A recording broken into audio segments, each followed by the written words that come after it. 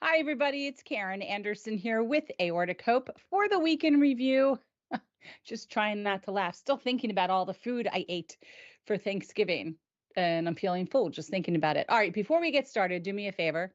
Click that like button, click the subscribe button, and click the bell. This way, you're notified every time we go live because we actually have a live event coming up very soon in December, and you don't want to miss this event. But you might miss it if you're not subscribed to be notified. So it's very simple. Click the little bell, click like this post now, like it now before we've even started, and then share it because somebody is going to derive something out of this.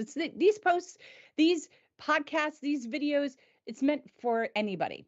Honestly, it's applicable to really many different things. And what we do here is we just kind of talk about the posts that Aortic Hope put up on their social media, giving everybody a chance to tune in, give their comments, have their thoughts known, banter with me a little bit, and we just talk about some of the things we put up. So I don't know who's joining today.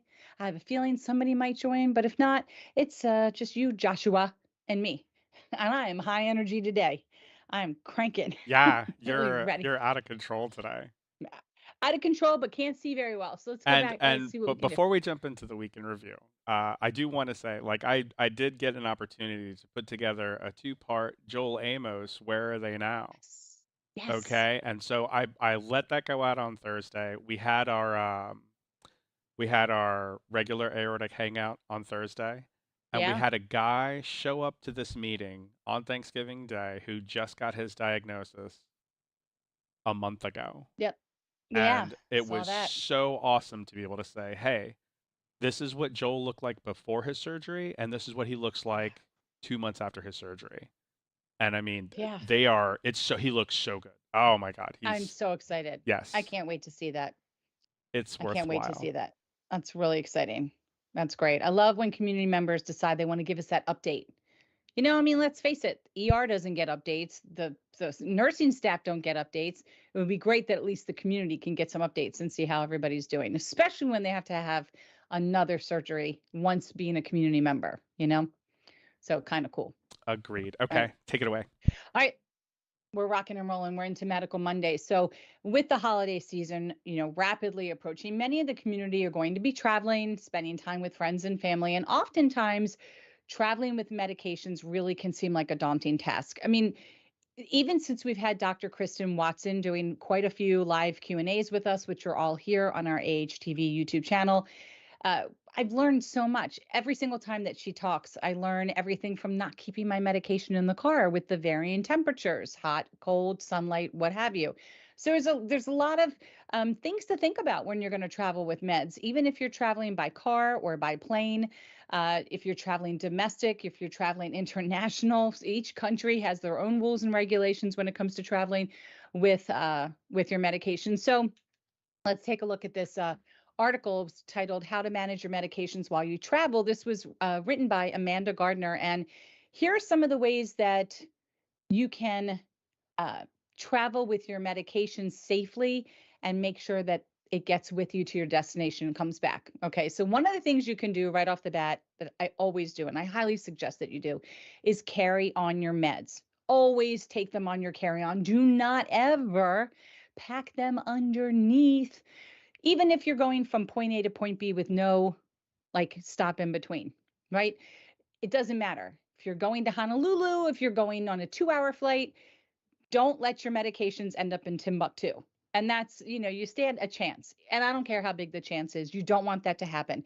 Now, if you're traveling in the States and for some reason your medication didn't make it with you, rest assured you can get what's called a vacation prescription allotment. Now, all insurance companies cover this. CVS, Walgreens, your local food store, wherever you get your medications, you can go in there and say, I'm on vacation, my medications didn't make it with me. I'm here for X amount of days. Can I have X amount of these prescriptions? And they should give it to you without problems. But excuse me, keep it in your carry-on bag for safety. Um, Easier access in case you needed something while you were on the plane. I mean, men, I understand they're traveling with these man purses. I don't even know what they're called. But women, if you want to put it in your pocketbook, your handbag, that's fine. Actually, any medication bags, from what I understand, medical equipment or medication bags are not typically counted towards the two that you are allowed to carry on. And remember, if you already have a carry on that's full and you've got your pocketbook and you're with somebody else and they don't have a bag, give them your medication bag. Let them carry it on for you, right? But it's going to have to go through security. Now, traveling in the States, not an issue. Sometimes traveling to another country might be an issue, even with carry-on. So you really want to look at that country's rules and regulations, and we'll get back to that in a minute. All right, check the temperature of where you're going. So on a plane, you want to use a carry-on bag that's going to help protect your medication from sitting out in extreme hot or in extreme cold. So you only know where you're going and you should be able to have a sense of what that plane's going to be like. But extreme colds or extreme heat can actually affect the integrity of your medication. So that's an interesting thought. If you're traveling by car, you never want to leave your medications in the glove compartment, in the center console, and really anywhere in the car. Uh, don't even leave it in luggage in the car because some medications have to be refrigerated. And just because it's really cold outside, that does not necessarily equal the temperature that's inside of a refrigerator. Okay. And some liquids might actually freeze in certain temperatures. There's some medications people take by injection. And so you want to keep all of that separate in an insulated, like a lunch bag with the ice packs, those totes, those freezer bags. Okay. So have some consideration to when you're traveling. Um, Again, you don't want to leave it in the car. I would keep all your meds on you. So if you get out, what if the car gets stolen? What if something happens? So definitely don't leave mental health medications. Like if you're taking certain meds and you look, end of the day, keep your meds on you. Just keep them on you. Let TSA know about any liquid medications that you take, anything, whether it's with a syringe or you're just taking it orally. They will allow liquid medications usually over the usual limit, which is 3.4 ounces. But you have to tell the TSA agents before you go through on that conveyor belt, okay? You have to let them know I am carrying medication with me.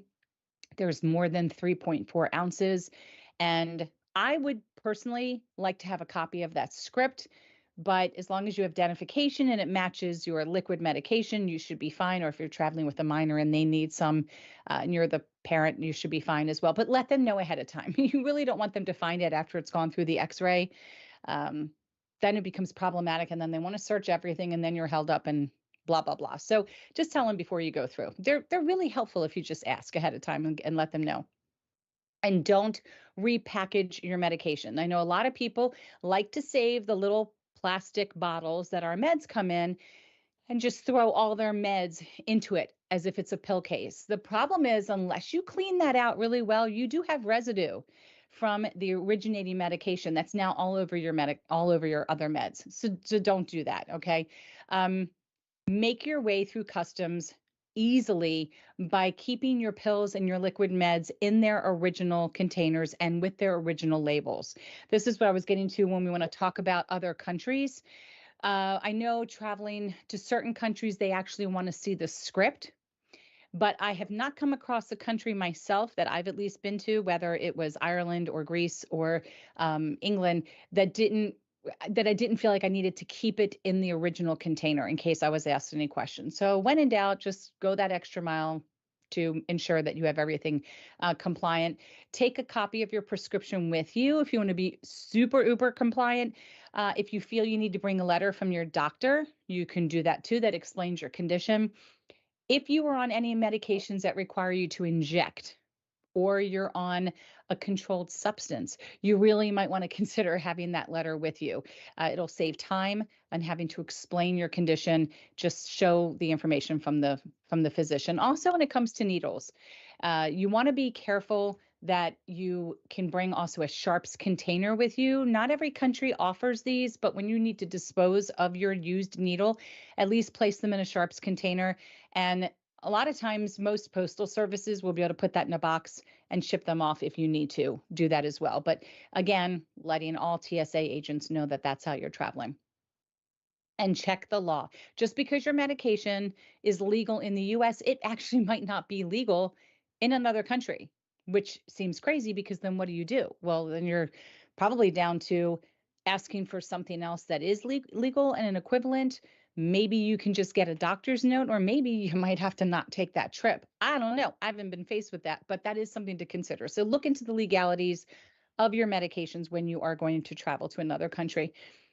Manage your supplies. I have experienced an issue like this. And all I can say is make sure you have enough supplies if you're somebody that needs supplies of any type to get you through your trip, and always bring extra. So I don't know what you do, but I personally like to take in my pill case, my weeks long AM and PM, I double up everything. So I bring a week plus an extra week's worth of pills in case one falls down the sink, in case it falls out and lands on the floor and gets crushed, in case I lose one of the days, whatever the case may be, I take extra. Now, traveling to another country, I'm bringing all of the original containers with me. So it's a all-in situation. If I lose my carry-on bag, I've lost everything. And that seems like it would be a nightmare trying to begin from scratch. But domestically, I always bring like an extra week's worth because anything can happen and you can't get home when you think you want to. So I've actually had that happen with ostomy supplies. Um, I was on an antibiotic and went through my supplies a lot quicker than I anticipated and was left with none. So luckily, wait, these are not the types of things that you can just go into a pharmacy and say, do you have bag number da da da da da, and a bunch of barrier wipes and all these things that maybe you know what I'm talking about or not. Suffice it to say, you can't just get it from a CVS. They have to be specially ordered from special pharmacies, and then they have to be shipped. So I went to an ER. An ER I know is going to always have supplies because people have these surgeries there. And they were able to give me a couple days supply to at least get me home. So it was a pain. Make sure you carry enough to get you through in case you run into any situations. All right, another useful strategy is to order pills in multi-dose packages. These are typically perforated plastic sealed packages, and they're like little teeny packets. I'm sure some of you have seen them. So instead of bringing the bottles or bringing individual pills in a case, you just bring them in these sealed packets. And it makes it a lot easier to pack in your bag because it lays flat, takes up less room. So that's something for you to think about. But in case you need a refill in anything while you are away, write down the generic name of your medicine because brand names could be listed differently in different countries. So it's not that you can't get a refill necessarily in a country. I can't guarantee that you will. But if you needed it, at least know the generic, which is widely accepted, versus the brand name. Because sometimes drugs with the same brand name might actually contain different ingredients. So it is not a guaranteed fact that the name of the drug in the United States is going to be the same as it would be in another country. So you want to make sure that you have a generic and a brand name for your medications. Okay, so let's see. Time zones. This is such a pain in the butt.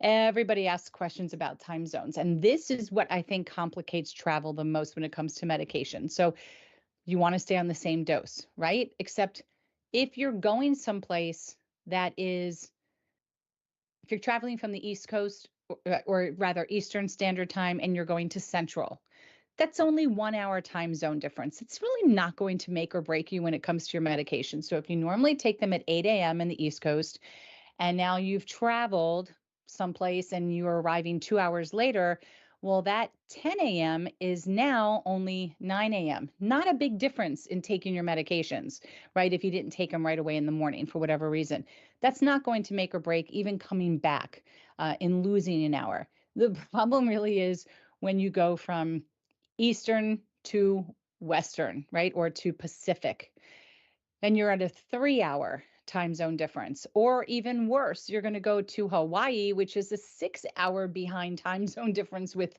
Maryland. So let's say you leave at 8 a.m. and for whatever reason you didn't take your meds, you're arriving in Hawaii, which is now 2 a.m. You don't wait 6 more hours to take your medications because you have to remember it's still technically in your body 8 a.m. So before I make all of you confused, talk to your pharmacist and work out a plan, okay? I like to, as quickly as possible, assimilate to the time zone that I'm in. And sometimes it might mean playing with your medications by an hour or two and adjusting over a day or two.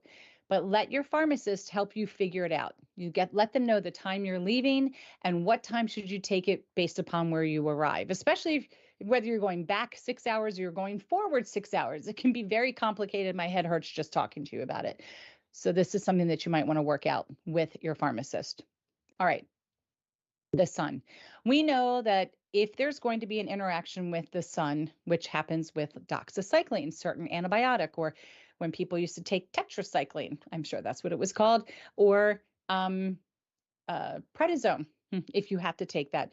These medications, or even a patch on your arm that's metallic on the back end, like a clonidine patch, could you could have a problem if you're laying out in the sun because you're going someplace tropical. It could maybe even enhance the strength and the dosing that you're having. It could make you much more sensitive to the rays of the sun. So you have to watch out that you don't get a sunburn. But especially statins. Statins are another one that can make you sun sensitive. So find out ahead of time from your pharmacist, are these medications, are any of the medications photosensitive? I know you're thinking if it doesn't have it on the label, then it's fine, but you don't want to find out the hard way that it is photosensitive. So just ask before you go on your vacation. Too much heat can also be a problem for these medications, especially with a medication patch, as I just mentioned. So if you're going to go to a warm climate, be aware that the meds that are in the patch might end up being released too quickly. This was one of the things that this is the first time I ever heard this. So, yeah, I never paid attention and I wear a patch. And when I go, basically from May until September, and I'm outside all the time with my sunscreen on, I guess that's probably why my medication's getting released a lot sooner than it does. I don't know. I'm really going to want to pay attention to that.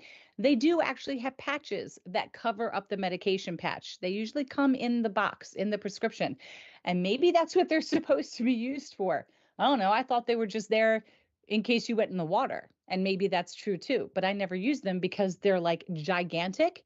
And I didn't want a big, massive tan line. It looked like a big bullseye on my shoulders. I throw them away. But now I'm wondering if they serve a much more important role. So I'm going to look into that too. But just be cautious about that too. But when in doubt, for any situation when it comes to travel and your medications, do not necessarily rely solely on what is presented on the bottles. Okay. And there's a good chance that you threw away the information attached to the paperwork, attached to the bag when you picked up your medications. So when in doubt, talk to the pharmacist, find out all the answers to these questions that pertain to you and your medications so that you don't struggle when you're traveling with your meds. And that is our Medical Monday. That's a lot, right? It's a I lot. know, right? And I didn't expect that amount of volume right out of the gate. But good job, Boom. killing it. Oh, thanks. I love that you just didn't ask anybody about why you you had cover-ups for the patch. You're like, "Oh, these are I know. trash." Big ass sticker. Oops, sorry. Yeah, I just threw it away. I didn't know. I remember one time I saw my friend Greg wearing one. I'm like, why are you wearing the big sticker? Like, just wear the little ones like the size of a postage stamp. And then they send you this massive, like the diameter of a coffee cup to put on top of it. I'm like, I am not even wearing that. Now I'm thinking I know why I probably should be wearing that. So you learned something. All right. We're on to Tuesday. Topic Tuesday. And this post comes from Adam, our third year med student. So, other than wishing everyone a happy Thanksgiving, which was last week, he wanted to share an article that he found from News Medical Life Sciences that actually discussed some very interesting findings from two research projects that were presented by the American Heart Association in a meeting that was held last spring. So first, there's a lot of information here, so hang with me. First, there was a group of students from Indiana University School of Medicine in Indianapolis that found that they found a way to use specialized, I don't know how to say the word, mesenchymal, I don't know. I'm trying to go on my medical knowledge and the way they pronounce words. I should have looked this up before we got started, but I was talking turkey. All right. There are these stromal cells, because I don't know how to pronounce the first word, you guys. And it's to fight the formation of aortic aneurysms. They found a way to use these specialized cells to fight the formation of aortic aneurysms. Like I had to read that twice. That's like clearly interesting, right? The idea behind it is brilliant. And it's IL-10 is a chemical that's made by the body that helps fight off inflammation. It's the very same kind of inflammation that can damage our blood vessels, cause weakening that could actually lead to an aortic aneurysm and therefore dissections. However, when it's low, this chemical, IL-10, inflammation can then continue to go on and cause other problems. So they talk here that low IL levels will lead to impaired vascular relaxation. And I guess having your vascular system be relaxed is important because, as we know, when it has stenosis or it's tense, it's hardening. And sometimes it can become, certain areas can become maybe too relaxed. And then that allows the formation of an aneurysm. See how my imagination's working? I'm not a doctor. I'm kind of making this up as we read. I don't understand what any of this stuff means. So we're going to keep reading and hopefully we'll learn a lot together. All right. So these authors were able to take and use these specialized cells from healthy donors and implant them in 16 male patients with small abdominal aortic aneurysms. And they found that over time, the participants that received the cell treatment saw an increase in anti-inflammatory IL-10 and a decrease in pro-inflammatory chemical signalers. So sounds like a really good thing, right? Because they increased that IL-10, which is what you want to see. Even more remarkable was that the treatment seemed to help decrease the size of aneurysms in patients receiving higher doses of the cell, although further research is needed to see if these effects continued. Still, very, very exciting stuff for the future of aortic treatment if these cells are proven to help decrease the progression of aortic inflammation. I mean, it's huge. It's huge. I love cellular things and genetics and research. This is to me very, very fascinating and very promising. So in the same link that was mentioned above by Adam, there was another study from Stanford University School of Medicine. And what they talked about is they found that patients who were previously infected with COVID-19 had a near 10 times higher risk of aortic aneurysm growth. And I sit there with that because this is discussed all the time. And this is not about uh, politics or I can't think of the word. This isn't about theories, and this is about science. This line right here, they have found that people who were previously infected with that particular coronavirus, so we know that influenza A and B, they're all coronavirus, but this particular one that came out had a 10 times higher risk of aneurysm growth, aortic aneurysm growth. And other risk factors found in the study were having kidney disease and smoking. So take that into consideration too. Not saying it's 100% to be blamed on, having COVID. However, the study was unable to determine whether the severity or treatment of COVID-19, as well as the virus, played a role in its impact on aneurysm size. So there's some variables in there as well.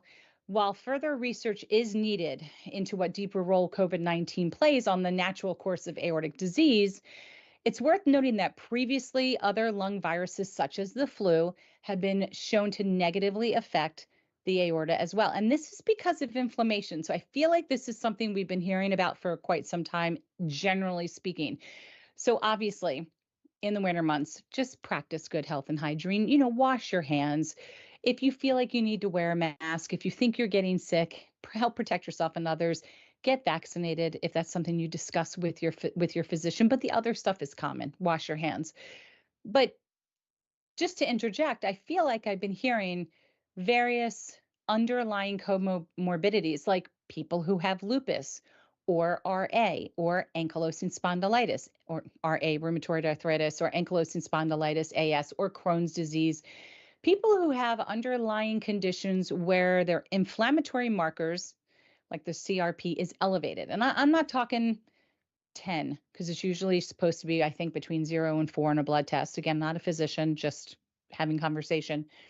I feel like when those individuals who live with an inflammatory marker in the 30s, so 3 times as high as it would need to be, 4 times as high, what have you, that they are naturally at risk for having an aortic aneurysm, especially if there's something in their family, right, that hasn't even been identified, because why would it? You didn't know that you had this issue to begin with.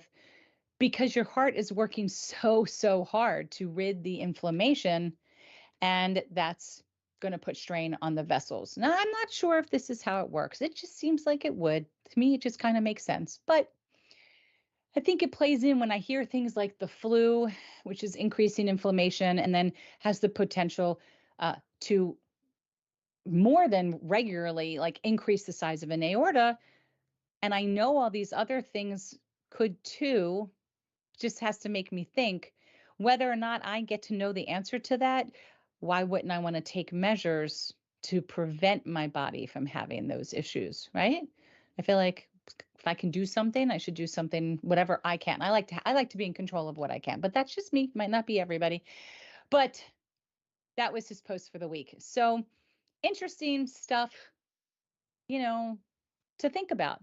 I really love the idea of that first research study and the IL-10 and how people who had lower levels were finding that those aneurysms were at risk for growth. But when you gave them the cell, those aneurysms, they didn't grow. Like pretty interesting stuff, right?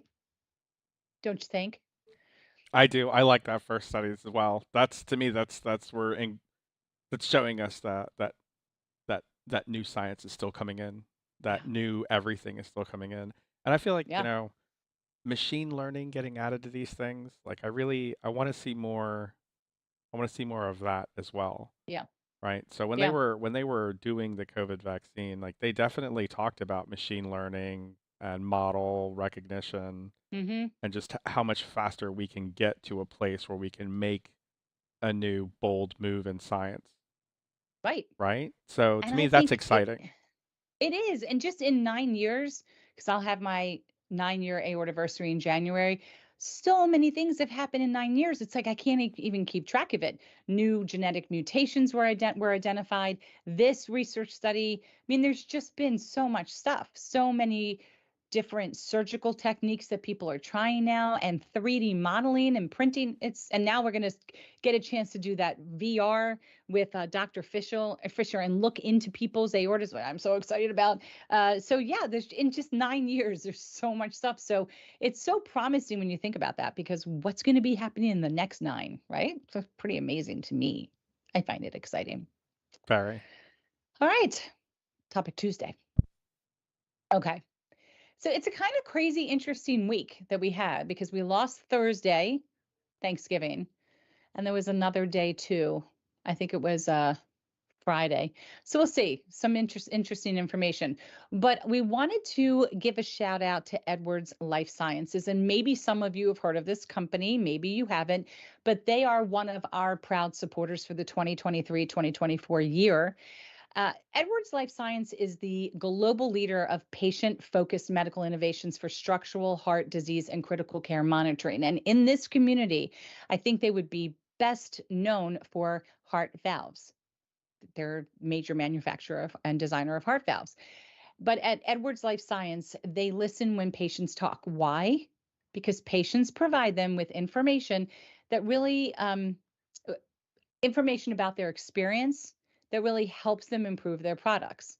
And their stories inspire them to continue to fight on their behalf. And if they can provide comfort and support to each other when they help them connect, then they're doing something right. And if you want to learn more about Edwards Life Sciences and their resources for patients and their patient experience, which is an event that they have once a year where they bring patients and physicians together, kind of get a chance to learn about how the product is created, meet each other, just enjoy a day. And they do take people to this event in California.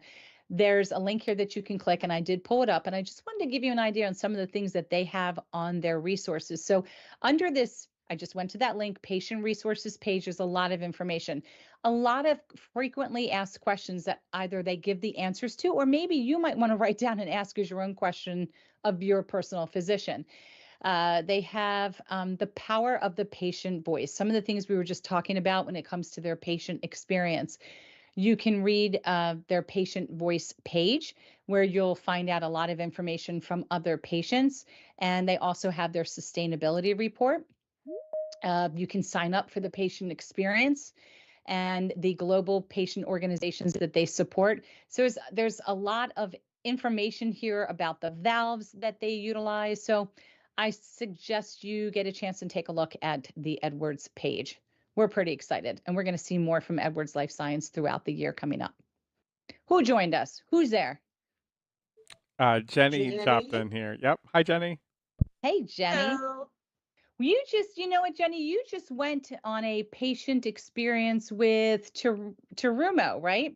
Terumo, correct. So just share a little bit about what that patient experience was like, because we're talking right now about Edwards Life Sciences and their upcoming patient experience that'll be in 2024. So what was it like for you to go through it with Terumo? Well, for me, they had Edwards is going to have probably a few more patients than Terumo had. They invited 3 patients with their doctors to come and speak to the Terumo staff and their internal organization as a whole.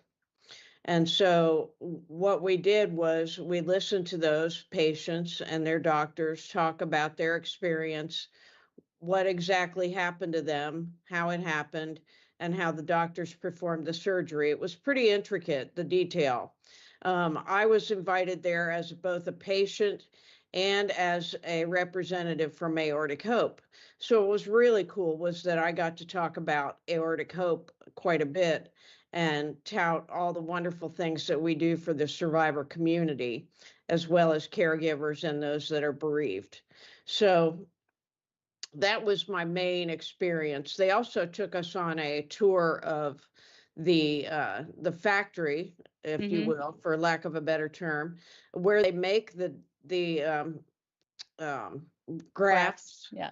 Right, where they make the grafts that they put in your body when you have an aortic dissection.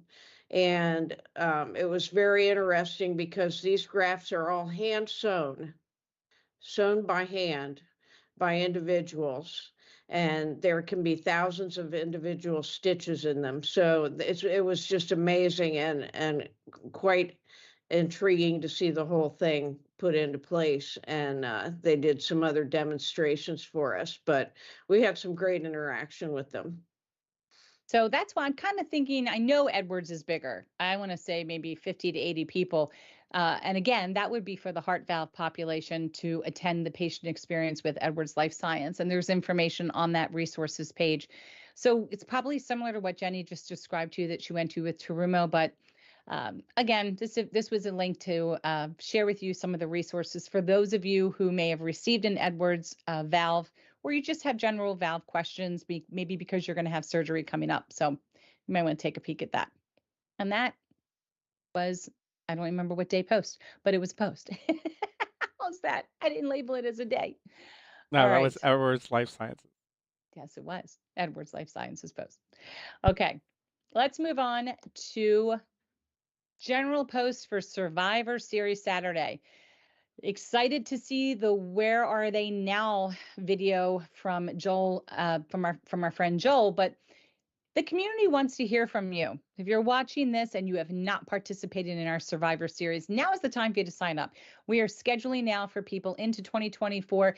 We want to hear stories from survivors, from their caregivers, even from individuals who have lost loved ones or friends to aortic disease, because it is educational for those that are watching, for those that are reading. It is validating. It produces questions within us to take to our own physicians, and it will be therapeutic for you. It might be emotional. It might be emotional, but when you think about how many people you're really touching with your story, I think it'll turn real quickly to being something that's very therapeutic. And you have 3 different ways to be the shining star in someone else's life. You can submit your story in written form, which will be turned into an audible.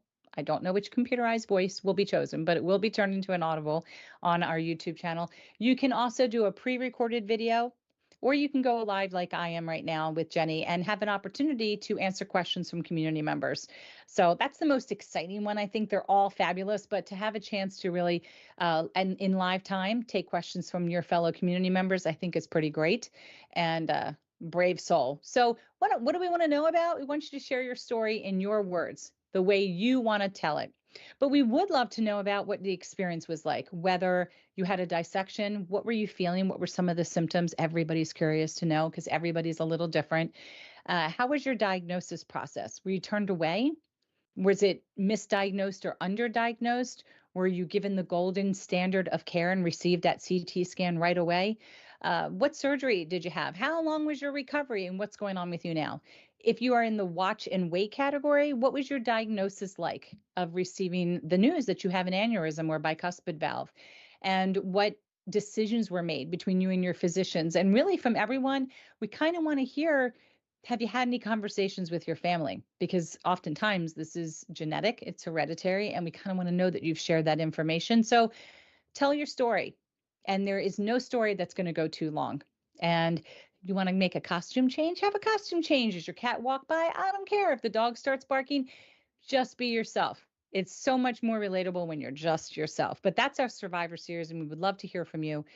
And you just need to click the link, and someone will be in touch with you. And you should also take a moment and mention that you did tell your story on Jennifer Fernjack's Emotional Growth podcast. I did. Yeah. I did.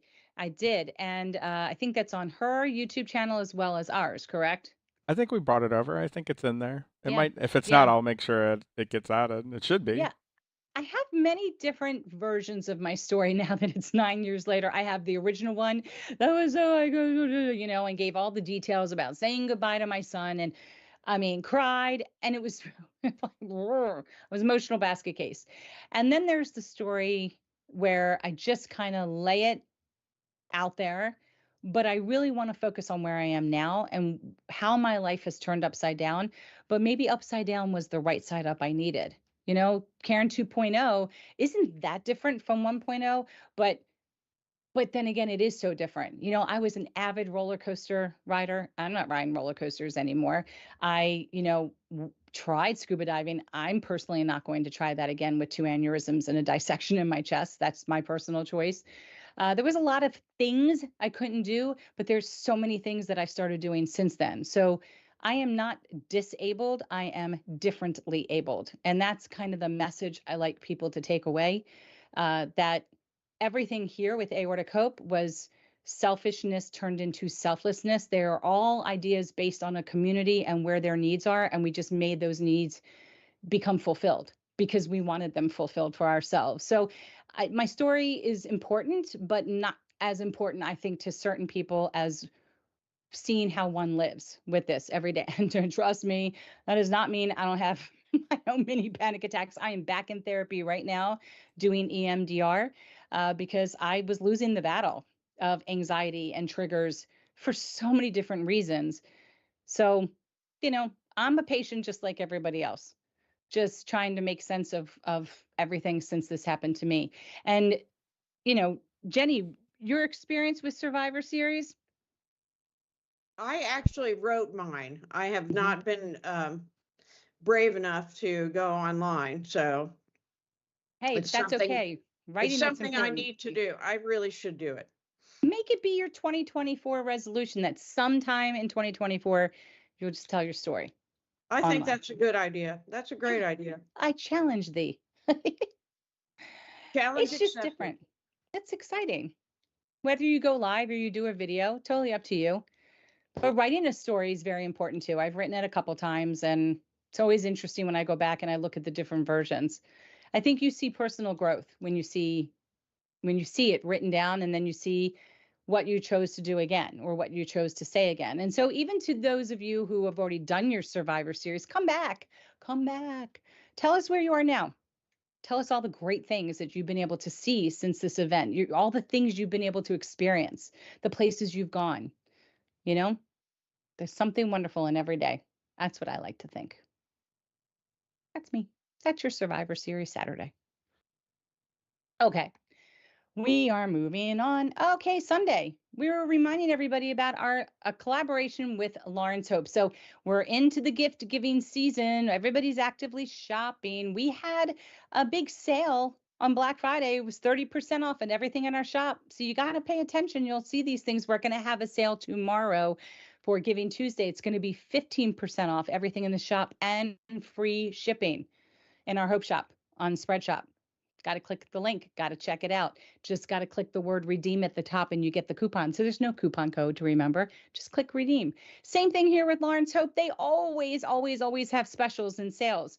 What I love about Lawrence Hope, and of course, I don't have my bracelet handy because I forget sometimes, but they are so used to working with the aortic community now that we've had this collaboration and working with the first responders and the EMTs. They are very well versed in the proper and accepted acronyms that you need to be able to place on the back of your medical ID band, the main part, right, that holds all your information. So if you have questions about how do I make an acronym for Plavix or blood thinners or AFib without taking up too many extra spots, or pacemaker. Like, what's the accepted acronym for that? How do you know how to reduce that so you have room? They can help you. They also offer a free shopping service. So if you want to find out the products that would be definitely safe if you have any type of allergy, you want hypoallergenic, you want waterproof, you want sporty, do you want sparkly? What is your taste? This is for everybody. So you've got for your athletes, the very comfortable, streamlined bands that look like almost like a watch band, to the very sparkly, looks like opal or crystal or diamonds or whatever that you want, handmade beads, Murano glass. They've got all of that as well. So just need to give them a call and they will work with you to show you those top items. And it's going to probably be on sale. I've never known them to not have a sale, but when you go to purchase, click the link right here. See, that link allows Aortic Hope to receive a small little bit of money as a donation to us from them off of your sale. So as an affiliate, we will receive a small percentage of that sale, no additional cost to you, but that's a little kickback to us due to our collaboration. You will not be disappointed. I've got quite a few things. I actually like to get what you see right here, this model, because I can interchange the bracelets. I have one tag and I can change the look.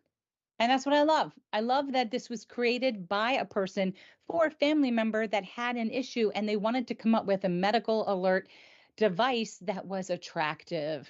We have all seen the ones that are in CVS or Rite Aid or your doctor's office. You rip the coupon off. Nothing's wrong with them. But as we have come through the ages, people wanted things that looked like a piece of jewelry, that looked versatile, that they didn't feel looked like a medical ID bracelet. However, it does have this symbol that is accepted by the first responders. They know to look for this. One of the questions we often hear is, if it looks like jewelry, are they going to miss it? No, they're not. They know to look for things that look like jewelry. So when you get a chance, check them out. Jenny, do you wear anything that's like a medical alert? No, actually, I do not.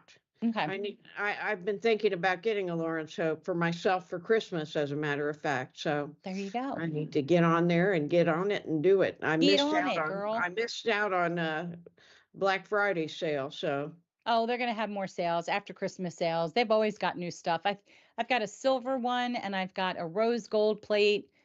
I've got a couple things. So yeah, I'll tell you who else does too. Terry's got a ton also. She loves adding 3 or 4 bands, but she's really into that jewelry. So if you want something that's really, like I said, streamlined, simple, they've got a lot of really great options there. well, Simple. good. Thanks. Yeah. Yep. All right. So that's our collaboration with Lawrence Hope. Right on. I want to say hi to Bo. Bo dropped in. Hey, Bo. And I hope you had a wonderful Thanksgiving. Thanks for dropping in. All right, let's talk about some events. We got some things going on in December. Now, I'm going to tell you right now, we are not going to have the same posts in the month of December that you've been used to seeing all year round. Actually, our December posts are the 31 days of hope and joy. And what this means is, and we're doing it differently this year, we're going to pose a question to you every single day, asking you things like, what's your favorite smell during the holiday that makes you feel hopeful or joyful? What's your favorite side dish? What's your favorite movie? What's your favorite song for the holiday? All these kinds of questions. And based upon your answers, we are going to randomly pick a winner of the day. That person's name will be announced the next day. At the end of the week, we will take all of those winners and we will have one winner for the week. At the end of the month, the 4 or 5 winners, well, there's only 4 weeks, right, in December. Yeah, so the 4 winners will have their names put into a drawing, and they're going to win at each week rather, they're going to win. We'll pick one winner each week. They're going to win a choice of either a stainless steel water bottle or one of our coffee mugs. So great prizes valued at over $20 each prize. So everybody gets a chance to enter for the week. And then we pick one winner of each week to win their choice of a prize. Also, at the end of the month, of all of the names that were drawn each day, we'll put all of your names in for the biggest loser, and that person's going to win a prize as well. And everything will be announced during the month of December. So that's what we're going to be talking about on our weekend reviews. We're just going to be chit-chatting away about all these different things that bring us hope and joy. So, but let's look at the events because we've got some things coming up. So we have got our virtual support group meeting is happening Wednesday on the 28th.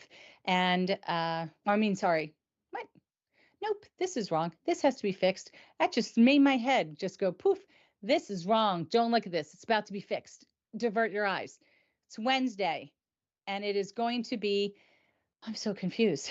It's going to be at 7 p.m. this coming Wednesday, 7 p.m. This coming Wednesday, which is the 29th.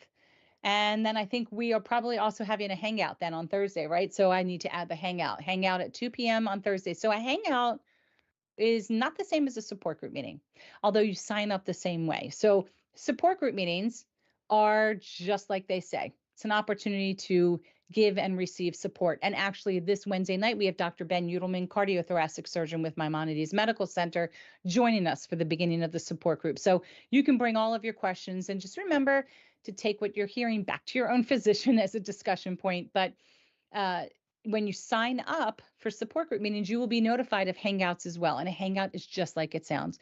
It's a place where everybody can just hang out, be themselves, nothing heavy.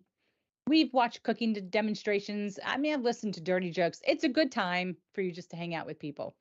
So let's talk about all the different things we have coming up in December. We've got our caregivers only support group meeting. Now that happens twice a month.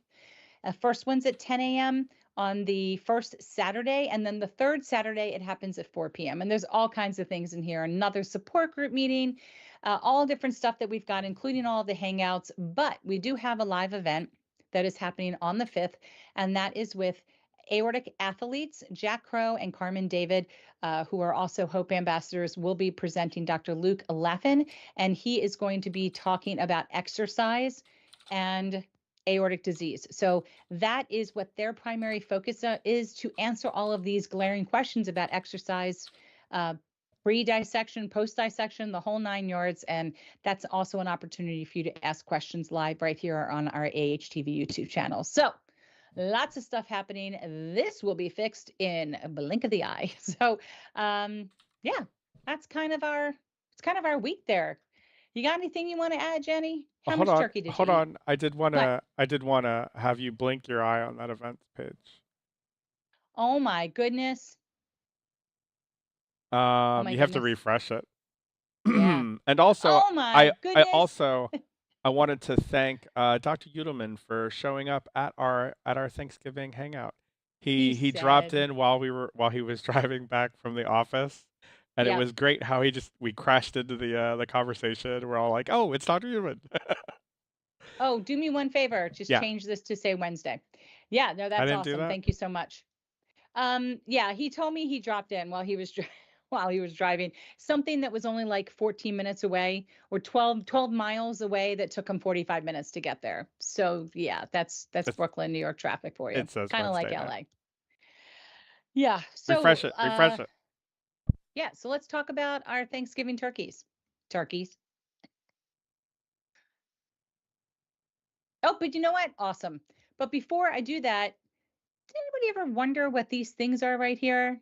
These are links on Amazon. Links of products They're that have not been in frame. suggested to us. They're not what? Oh, They're you're not not in seeing those? frame. Oh, I see Yeah, them on it's myself. All right. yeah. When you go to our events page, or really multiple places on our website, if you look all the way in the right-hand side margin on your computer, you'll see these products that we are bringing to your attention through Amazon. And again, as an Amazon affiliate, we receive a small little teeny amount off of your sale, no additional cost to you. They used to have Amazon Smile and they took it away, but some of the products would be Omron blood pressure cuffs, which we know are top rated off of validatebp.org. Pulse oximeters, very important to have, especially if you end up with any kind of upper respiratory infection, RSV, COVID, flu, whatever. You want to make sure that your oxygenated blood is at a high level. And also pill organizers are on there too, things that have been recommended to us from the community. So you can click those links and purchase them if you like.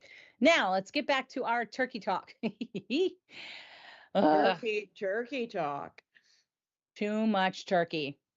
I eat so much food, and turkey's my least favorite part. That's where I get one slice. I want the stuffing and I want the sweet potatoes with marshmallows. It's my jam.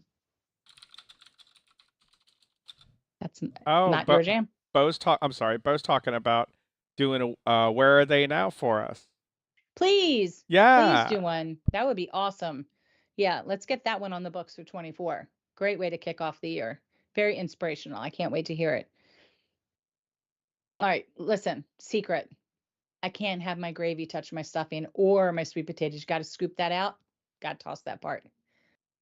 Can't touch the green beans. No, things can't have sweet potatoes touch green bean casserole. That's disgusting. Got to make sure everything stays separate in Thanksgiving.